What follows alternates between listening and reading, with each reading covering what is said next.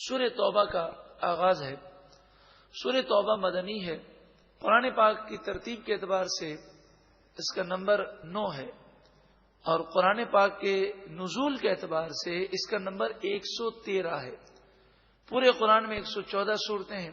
آپ اندازہ کر سکتے ہیں کہ یہ بالکل آخر میں نازل ہوئی۔ اس سورہ مبارکہ میں 129 آیتیں ہیں اور 16 رکوع ہیں۔ اس سورہ مبارکہ سے پہلے بسم اللہ شریف نہیں پڑھی جاتی۔ اس کی وجہ کیا ہے؟ تو مفسرین نے فرمایا اس کی وجہ یہ ہے کہ جبریل امین جب بھی کوئی سورت لے کر آتے تو بسم اللہ شریف لے کر آتے۔ جب یہ سورت نازل ہوئی تو اس کے ساتھ بسم اللہ نازل نہیں ہوئی۔ اللہ تعالیٰ اس کی حکمت کو زیادہ جانتا ہے۔ علماء نے ایک حکمت یہ بیان کی کہ چونکہ اس سورہ مبارکہ کی ابتدا میں اللہ کے غضب کا ذکر ہے اور بسم اللہ الرحمن الرحیم میں اللہ کی رحمت کا ذکر ہے، تو چونکہ اس کی ابتدا میں غضب کا ذکر ہے، اس مناسبت سے یہاں پر بسم اللہ الرحمن الرحیم کا ذکر نہیں کیا گیا۔ اللہ تعالی زیادہ بہتر جانتا ہے، واللہ اعلم بالصواب۔ اس سورہ مبارکہ میں کافروں کو 4 مہینے کی مہلت دی گئی ہے۔ یہ وہ سورہ مبارکہ ہے کہ جس پر مغرب زدہ لوگ، چاہے اپنے آپ کو مسلمان کہتے ہوں یا کھلے کافر ہوں، یہ اس سورہ مبارکہ پر نعوذ باللہ من ذالک اعتراضات کرتے ہیں اور وسوسے پیدا کرنے کی کوشش کرتے ہیں۔ تو انشاءاللہ تعالی جب اس سورہ مبارکہ کی تفسیر ہم سنیں گے ابھی، تو اس سورہ مبارکہ کی تفسیر سن کر ان وسوسوں کا جواب بھی ہو جائے گا جو عام طور پر پھیلائے جاتے ہیں۔ الحمدللہ نور قرآن تو عام ہی ہو رہا ہے۔ جب مسلمان پورے قرآن کو سمجھیں گے تو سورہ توبہ کو بھی سمجھیں گے انشاءاللہ تعالی، اور جتنا وہ قرآن کی تعلیم سے لوگوں کو دور کرنے کی کوشش کر رہے ہیں، الحمدللہ مسلمانوں میں اتنا ہی زیادہ قرآن پاک سمجھنے کا ذوق و شوق پیدا ہو رہا۔ 8 ہجری میں مکہ مکرمہ فتح ہوا اور 9 ہجری میں حج فرض ہوا۔ 9 ہجری میں نبی اکرم صلی اللہ علیہ وآلہ وسلم نے حج کا ایک قافلہ روانہ کیا، اور جس کے امیر حضرت صدیق اکبر رضی اللہ تعالی عنہ تھے، اور 10 ہجری کو خود نبی اکرم صلی اللہ علیہ وآلہ وسلم نے حج فرمایا۔ صدیق اکبر رضی اللہ تعالی عنہ حج کا قافلہ لے کر مدینے سے مکہ مکرمہ پہنچے، اور پیچھے سے اس سورہ مبارکہ کا نزول ہوا۔ تو اس سورہ مبارکہ کی آیتیں لے کر حضرت علی رضی اللہ تعالیٰ عنہ پیچھے پہنچے۔ جب حضرت علی مینا میں پہنچے تو اس وقت 10 ذی الحجہ تھی، یعنی جب 10 ذی الحجہ کو حاجی بڑے شیطان کو کنکریاں مارتے ہیں، اس موقع پر حضرت علی پہنچے۔ اس زمانے میں مشرکین مکہ کے اندر حج کی رسم باقی تھی۔ اب حج بطور رسم اور بطور میلہ ان کے یہاں باقی رہ گیا تھا، اور وہ کیسے حج کرتے تھے اس کی تفصیل آپ اس سے پہلے بھی سن چکے ہیں کہ خانہ کعبہ کے ارد گرد وہ ننگے ہو کر طواف کرتے، سیٹیاں مارتے اور تالیاں مارتے۔ مینا، عرفات، مزدلفہ میں ان کا یہ عالم ہوتا کہ وہ عرفات میں تو جاتے ہی نہیں۔ کفار مکہ خصوصاً قریش وہ عرفات میں نہ جاتے، وہ مزدلفہ میں رک جاتے اور وہیں سے مینا واپس آتے، اور پھر حج کو وہ تجارتی ایک میلہ انہوں نے بنا دیا تھا۔ حج کے بعد وہ خانہ کعبہ کے پاس جمع ہو جاتے اور سب اپنے سرداروں اور اپنے آباء و اجداد کی بڑائی بیان کرتے۔ یہ ان کا ایک حج تھا جو کہ ایک میلے کی شکل اختیار کر گیا تھا۔ مسلمان تو باقاعدہ حج کے لیے گئے تھے۔ تو حضرت علی رضی اللہ تعالیٰ عنہ 10 ذی الحجہ بڑے شیطان کے پاس جب حاجی کنکریاں مار رہے تھے، اس کے ساتھ کفار بھی تھے، مشرکین بھی تھے جو کنکریاں مار رہے تھے۔ جب لوگ اس سے فارغ ہونے لگے تو حضرت علی نے لوگوں کو بلایا اور آواز دی، فرمایا یا ایھا الناس، لوگوں میں تمہارے پاس رسول اللہ صلی اللہ علیہ وآلہ وسلم کا پیغام لے کر آیا ہوں۔ لوگ جمع ہو گئے، مسلمان بھی جمع ہوئے اور کافر بھی جمع ہو گئے۔ تو آپ نے سورہ توبہ کی 30 یا 40 آیتوں کی تلاوت فرمائی اور فرمایا اب سن لو، آئندہ کوئی مشرک حرم شریف میں داخل نہیں ہو سکے گا، آئندہ کوئی ننگے ہو کر طواف نہیں کر سکے گا، اور یہ بھی سن لو کہ جنت میں صرف مومن ہی جائے گا۔ اور چوتھا حکم یہ ہے کہ جن کافروں نے نبی اکرم صلی اللہ علیہ وآلہ وسلم سے معاہدہ کیا اور معاہدے کو توڑ دیا، یا جنہوں نے معاہدہ نہیں کیا، انہیں صرف 4 مہینے کی مہلت ہے۔ 4 مہینے میں وہ سوچ لیں، اگر اسلام قبول کرنا ہے تو مکے میں رہیں، اور اسلام قبول نہیں کرنا تو مکے سے وہ نکل جائیں، ورنہ 4 مہینے کے بعد انہیں قتل کر دیا جائے گا۔ ہاں، جن سے معاہدہ حضور نے کیا صلی اللہ علیہ وسلم اور انہوں نے اپنے معاہدے کو نہیں توڑا، تو جب تک یہ معاہدے کی مدت باقی ہے اس وقت تک یہ مکے میں رہ سکتے ہیں۔ تو مشرکین نے، کافروں نے کہا کہ 4 مہینے کی مہلت بھی ہمیں نہیں چاہیے، ہم تمام معاہدوں کو توڑتے ہیں، بس اب ہمارا اور تمہارا فیصلہ تلوار کرے گی۔ اس طرح مشرکین نے اور کفار نے اپنے معاہدات کو توڑ دیا، جن کے معاہدات باقی بھی تھے، اور انہوں نے کہا کہ اب تمہیں جو کرنا ہے کر لو، ہمارا اور تمہارا فیصلہ تلوار کرے گی۔ لیکن پھر بھی 4 مہینے تک انہیں کچھ نہ کہا گیا، انہیں اسلام کی دعوت دی گئی، اور پھر جن لوگوں نے اسلام قبول کیا وہ مکے میں رہے، جو جانا چاہتے تھے انہیں جانے کی اجازت دی گئی، اور جو مکے میں رہ کر نہ اسلام انہوں نے قبول کیا نہ وہ گئے، انہیں قتل کر دیا گیا۔ ہاں، بعض ایسے کافر تھے کہ جب 4 مہینے پورے ہونے لگے تو انہوں نے کہا کہ ہمیں اور سوچنے کی مہلت دی جائے، تو ان سے معاہدہ کیا گیا، یعنی سوچنے کی مہلت دی گئی، انہیں پناہ دی گئی، اور پھر اس کے بعد ان میں سے جو ایمان لے آئے وہ مکے میں رہے، اور جو ایمان نہ لائے انہیں مسلمانوں نے قتل نہ کیا بلکہ انہیں مکے سے باہر جانے کا موقع فراہم کیا۔ میڈیا، مغربی میڈیا اعتراض کرتا ہے، مغرب زدہ لوگ اس اعتراض سے متاثر ہوتے ہیں۔ وہ اعتراض یہ ہے کہ بھئی یہ کیا بات ہوئی کہ 4 مہینے کی مہلت ہے، 4 مہینے میں اسلام قبول کرو یا مکے سے نکل جاؤ ورنہ تمہیں قتل کر دیں گے۔ تو اس پر وہ اعتراض کرتے ہیں کہ اسلام بزور طاقت پھیلا ہے، اور انہیں 2 آپشن رکھے گئے، بلکہ 3 آپشن، یا تو قتل کے لیے تیار ہوں، یا اسلام قبول کر لیں، یا مکے کو چھوڑ دیں۔ تو یہ کہتے ہیں یہ کیوں آپشن نہ رکھا گیا کہ وہ حرم شریف میں کفر کی حالت میں بھی رہ سکتے ہیں؟ بات دراصل یہ تھی کہ ایسے لوگوں کو اس وقت کے حالات پر ان کی نظر نہیں۔ اس وقت کے حالات یہ تھے کہ مکہ مکرمہ میں جو لوگ کافر باقی تھے، ان میں سے ایک ایک فرد کے بارے میں یہ بات ثابت ہو چکی تھی کہ یہ اسلام کا غدار ہے، اسلامی ریاست کے خلاف وہ غداری اور سازش کر رہا ہے۔ اور آج بھی پوری دنیا میں یہ قاعدہ ہے کہ جو ملک کے خلاف غداری کرے، بغاوت کرے، سازش کرے، اسے 4 مہینے کی بھی مہلت نہیں دی جاتی، اسے ملک سے نکلنے کی بھی مہلت نہیں دی جاتی۔ اگر وہ توبہ بھی کر لے پھر بھی اس کی سزائے موت ہے۔ پوری دنیا میں یہ قانون ہے۔ جن کے یہاں سزائے موت کا قانون نہیں وہ عمر قید کی اب سزا دیتے ہیں، اور بعض ایسے ممالک آج بھی ہیں کہ جن کے بارے میں انہیں یہ خطرہ محسوس ہو کہ یہ لوگ بغاوت کر رہے ہیں، سازشی کر رہے ہیں، سازشی لوگ ہیں، یہ ملک کے غدار ہیں، تو وہ انہیں یا تو قتل کرتے ہیں یا عمر قید کر دیتے ہیں یا ملک سے ملک بدر کر دیتے ہیں۔ جب دنیا کے اندر آج بھی یہ نظام موجود ہے تو آپ سوچیں، مسلمانوں کا مرکز جو قبلہ ہے، وہاں رہ کر اگر کوئی غداری کرتا ہو، سازش کرتا ہو اور اسلام کی جڑیں کھوکھلی کرنے کی کوشش کرتا ہو، تو یہ تو اسلام کا عفو درگزر ہے کہ 4 مہینے کی مہلت دی گئی۔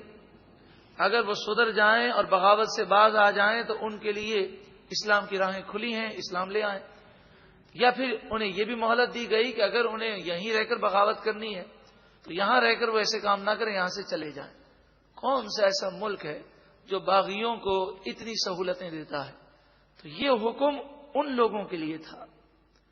اور مغربی میڈیا یہ شور مچاتا ہے کہ سورہ توبہ میں یہ لکھا ہے کہ جہاں کافر ملے اس کو اڑا دو، تو وہ کہتے ہیں اس کا مفہوم، یہ لوگ یہ بیان کرتے ہیں کہ آج بھی جہاں کافر ملے اس کو بم سے اڑا دو۔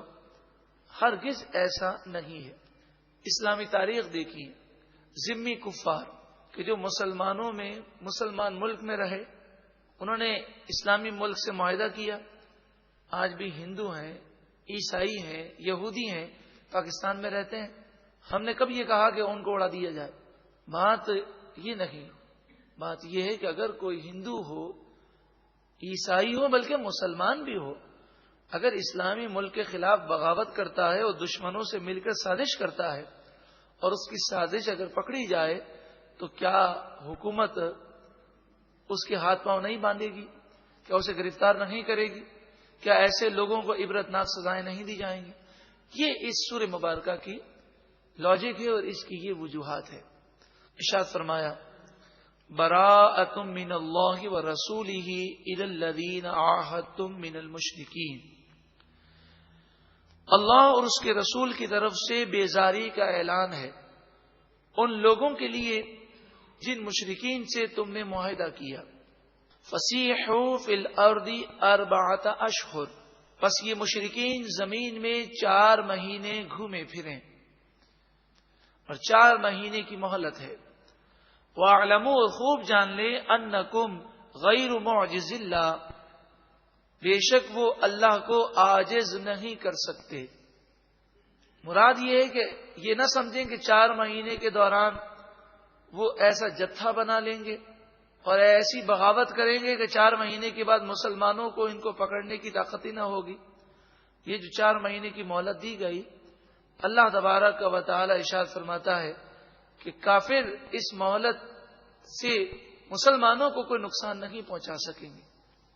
وَأَنَّ اللَّهَ مُخْزِي الْكَافِرِينَ، اور بے شک اللہ تعالی کافروں کو ذلیل و رسوا فرما دے گا. وَأَذَانٌ مِّنَ اللَّهِ وَرَسُولِهِ، اللہ اور اس کے رسول کی طرف سے اعلان. اذان کے معنی اعلان. إِلَى النَّاسِ، لوگوں کی طرف. یوم الحج الاکبر، حج اکبر کے دن. یہاں حج اکبر سے مراد حج ہے، کیونکہ اس زمانے میں عمرے کو حج اصغر کہتے تھے. عمرے کو حج اصغر اور حج کو حج اکبر کہتے تھے. تو اس مناسبت سے کیونکہ حضرت علی یہ اعلان لے کر جب پہنچے 10 ذی الحجہ کو، تو وہ جمعے کا حج 9 ذی الحجہ یوم عرفہ اس سال جمعے کے دن نہیں آیا تھا ایک روایت کے مطابق. پھر بھی اس حج کو حج اکبر کہا گیا. تو پتہ چلا کہ اس زمانے میں یہ رواج تھا کہ عمرے کو حج اصغر کہتے اور حج کو حج اکبر کہتے. فی زمانہ ہمارے یہاں جمعے کے دن یوم عرفہ آ جائے حج کے دوران تو لوگ اسے حج اکبر کہتے ہیں اور کہتے ہیں اکبری حج نصیب ہوا. اس کے بارے میں شرعی حکم یہ ہے کہ جمعے کے دن جو حج ہوتا ہے اس کی فضیلت تو اپنی جگہ بہت بلند و بالا ہے کہ جمعے کے دن جو کام کیا جائے اس پر 70 گنا زیادہ ثواب ملتا ہے. تو جمعے کے دن گویا کہ حج کرنا 70 حج کے برابر ہوا. مگر احادیث طیبہ میں یہ اسلامی فقہ کے اندر کہیں یہ نہیں کہا گیا کہ جمعے کے دن جو حج ہو اسے حج اکبر کہتے ہیں. یعنی یہ کوئی اسلامی اصطلاح نہیں، یہ عوامی اصطلاح ہے. اور اسے حج اکبر اس مناسبت سے کہتے ہیں کہ جمعے کے دن حج آ جائے تو ثواب زیادہ ملتا ہے، لیکن 70 گنا ثواب جمعے کے دن حج کا اسی کو ملے گا جس کا حج مقبول ہوگا. اگر جمعے کے دن حج کرنا نصیب ہو جائے تو وہ اس پر کسی فخر کا اظہار نہ کرے، بلکہ یہ دعا کرے کہ پروردگار تو ہمارے حج کو قبول فرما. اور اگر جمعے کے علاوہ کسی اور دن حج ہو اور حج مقبول ہو جائے تو ہر حج مقبول اور ہر حج مبرور وہ حج اکبر ہی ہے. ان اللہ بریء من المشرکین ورسولہ، بے شک اللہ تعالی اور اس کا رسول مشرکوں سے بیزار ہے، بری ہے. فإن تبتم، پھر اگر اے مشرکوں تم توبہ کر لو، فہو خیر لکم، تو یہ تمہارے لیے بہتر ہے. وإن تولیتم، اور اگر تم منہ پھیر لو، فاعلموا، تو خوب جان لو، انکم غیر معجز اللہ، بے شک تم اللہ کو عاجز نہیں کر سکتے، اللہ کا مقابلہ نہیں کر سکتے.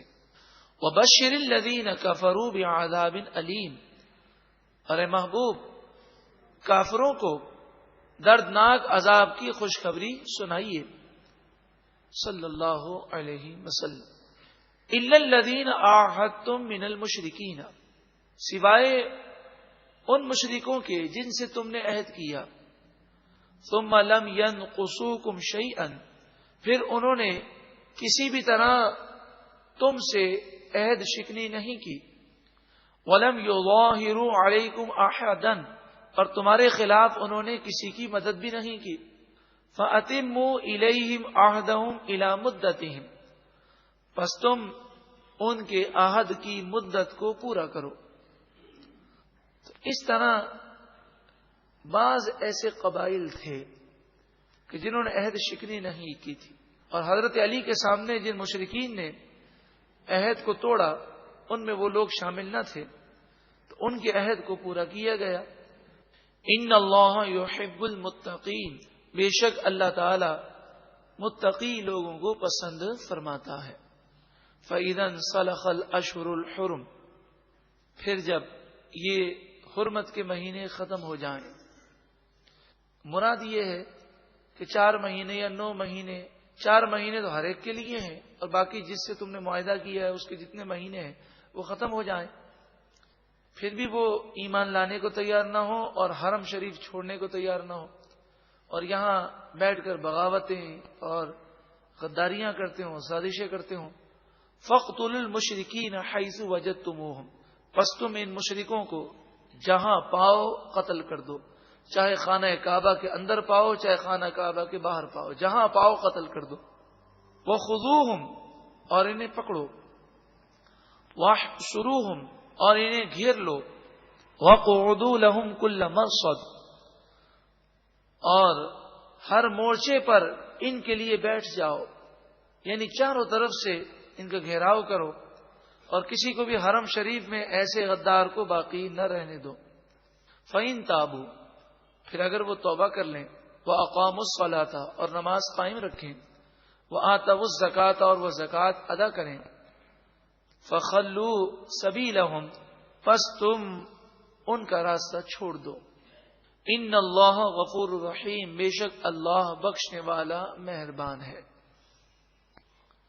وَإِنْ أَحَدٌ مِّنَ الْمُشْرِكِينَ اسْتَجَارَكَ، اور اگر مشرکوں میں سے کوئی تم سے پناہ مانگے اور کہے کہ مجھے پناہ دے دو، چند مہینے اور مہلت دے دو، میں اسلام کو سمجھنا چاہتا ہوں، فَأَجِرْهُ، تو تم انہیں پناہ دو، حَتَّى يَسْمَعَ كَلَامَ اللَّهِ، یہاں تک کہ وہ اللہ کے کلام کو سنے، ہو سکتا ہے وہ ہدایت پذیر ہو جائے، اور اگر ہدایت یافتہ نہ ہو تو پھر تم اسے قتل مت کرنا، ثم ابلغه مأمنہ، پھر تم اسے اس کے امن کی جگہ پر پہنچا دینا۔